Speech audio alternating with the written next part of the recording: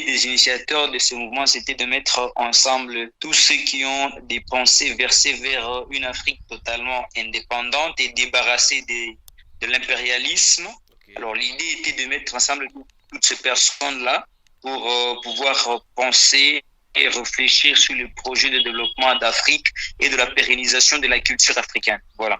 L'impact, c'est sur l'éveil de la conscience africaine, sur le Congo, bien sûr, mais sur aussi tous les Africains, et sur l'éveil de la conscience africaine, sur la sauvegarde des cultures africaines, mais surtout sur le fait que nous devons réveiller à la mémoire de l'Africain que l'Afrique n'est plus un continent colonisé, c'est un continent qui est totalement indépendant et que nous ne devons pas continuer à vivre sous l'emprise d'une certaine néocolonisation que nous voyons à ce jour, qui est menée par soit l'Occident, soit la France et les autres. Il est ici temps que l'Afrique se réveille et que l'Afrique sache que avec les potentialités des nations africaines, l'Afrique devait se développer parce qu'il faut dire ici que l'Afrique est vraiment en retard.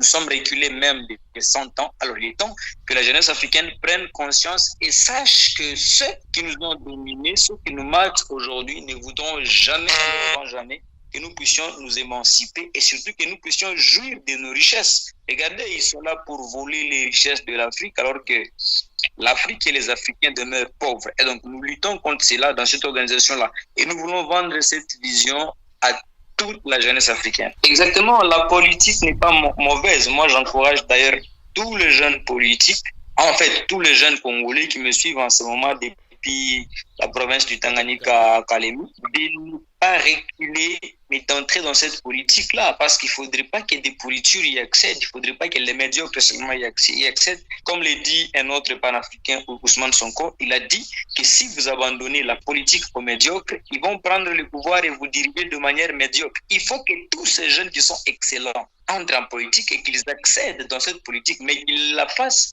de la plus belle des manières, qu'ils n'entrent pas dans les comportements, les attitudes de ceux qui sont passés, c'est-à-dire piller le pays, voler les richesses, laisser le peuple pour aider la conscience et encadrer les dirigeants à bien diriger ce pays.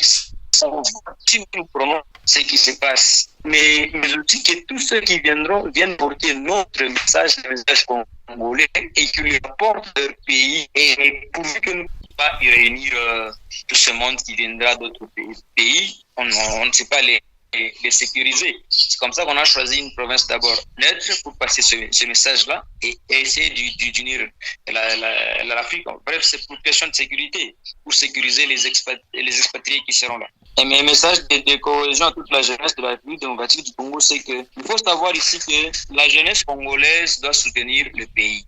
Il y a les gens qui nous ont déchirés à ce jour.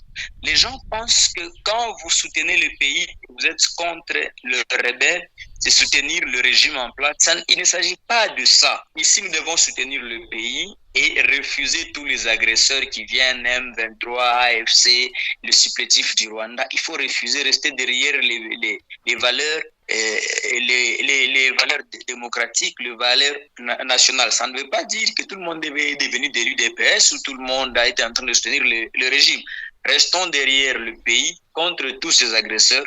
Soutenons toutes les institutions de la République, soutenons notre pays, soutenons l'Afrique. L'Afrique ne veut pas la guerre. Nous appelons la jeunesse à se ranger derrière les valeurs africaines, les valeurs congolaises, les valeurs démocratiques, parce que les agresseurs qui viennent, ils sont utilisés par l'Occident, alors que le panafricanisme combat l'influence de cet Occident-là, combat les occupations de cet Occident. Vous allez voir, les grandes nations panafricaines comme le Burkina, le Mali, le Sénégal, le Niger, à ce jour, sont en train de bouter les impérialistes et ces Occidentaux-là dehors. Alors, comment nous, les leaders congolais, allons encourager la jeunesse congolaise à accepter d'intégrer les groupes rebelles qui sont instrumentalisés par l'Occident.